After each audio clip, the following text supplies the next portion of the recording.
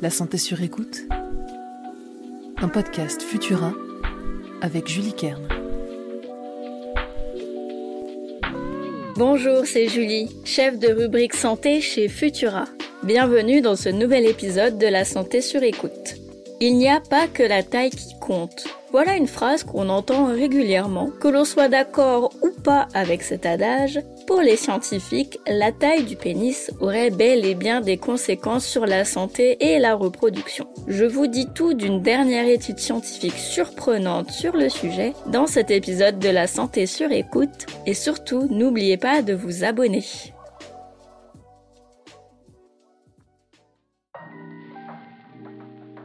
Michael Heisenberg est urologue à l'université de Stanford aux États-Unis. Il étudie depuis longtemps l'infertilité chez les hommes. Et le sujet mérite l'attention des spécialistes car depuis plusieurs années, on observe des changements dans la santé reproductive des hommes. Moins de spermatozoïdes produits, des problèmes de testostérone, des anomalies génitales à la naissance, bref, il y a de quoi s'inquiéter. Et pour avoir les données les plus complètes possibles sur les possibles sources d'infertilité chez les hommes, Michael Heisenberg et ses collègues ont eu l'idée de passer au crible la littérature scientifique pour savoir si la taille moyenne du pénis humain en érection avait évolué. Avant ce travail, ils pensaient que la longueur du pénis en érection pourrait elle aussi diminuer. Mais ils ont observé le phénomène inverse. Les 72 études analysées, ce qui représente les données de 55 000 hommes venus des quatre coins du monde, révèlent que la taille moyenne du pénis en érection a augmenté de 24%, soit entre 1,5 et 2,5 cm ces 30 dernières années. Une bonne nouvelle, non? Eh bien, pas forcément, car la tendance a été observée sur un laps de temps court pour l'évolution humaine, et suggère qu'il y a quelque chose qui modifie fortement la biologie reproductive des hommes.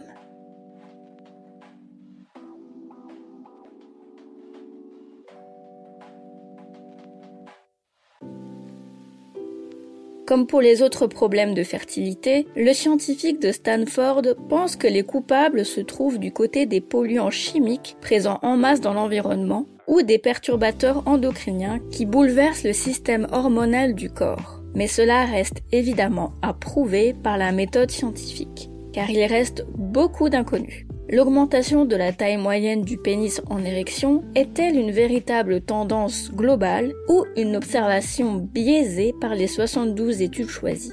Michael Heisenberg et ses collègues souhaitent poursuivre ces recherches pour confirmer son observation. Une étude plus ancienne, parue en 2018, avait mis en avant une corrélation entre la taille du pénis et l'infertilité. En effet, les hommes ayant un pénis de 12,5 cm de long en érection avaient plus de risques de connaître des problèmes d'infertilité que ceux qui en avaient un de 13,5 cm.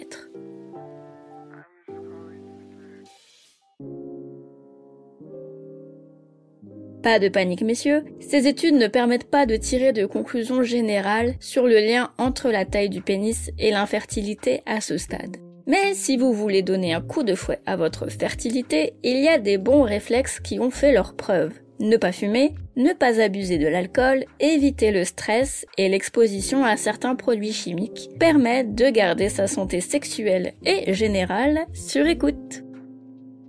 Merci d'avoir passé ce moment avec moi. Vous trouverez les sources de cet épisode dans la description pour vous forger votre propre avis. N'oubliez pas que les informations partagées pendant cette capsule audio ne se substituent pas à un diagnostic médical émis par un médecin. Si vous avez le moindre doute concernant votre santé, n'hésitez pas à consulter un professionnel. Pour nous soutenir et améliorer notre visibilité, abonnez-vous et partagez ce podcast autour de vous. On se retrouve la semaine prochaine pour un nouvel épisode de La santé sur écoute. À très vite!